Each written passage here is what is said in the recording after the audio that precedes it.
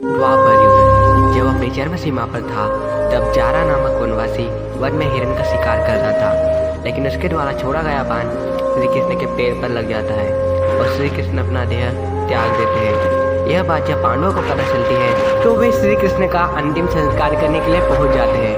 पूरा देह जल चुका था, लेकिन श्री कृष्ण का हृदय नहीं जला, तो पांडव इसे लकड़ी में बांधकर समुद्र में छोड़ देते हैं।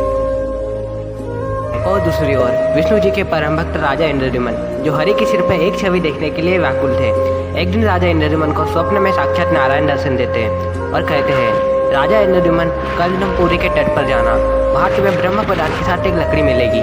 उसी लकड़ी से तुम नील महादेव की प्रतिमा बनवाकर मंदिर में स्थापना करवाना।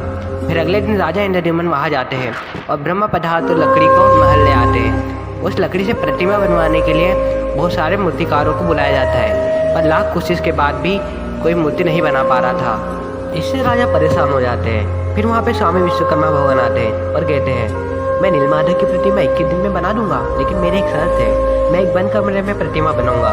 यदि किसी ने उसमें विघ्न डालने की कोशिश करी तो मैं यहाँ से चला जाऊंगा।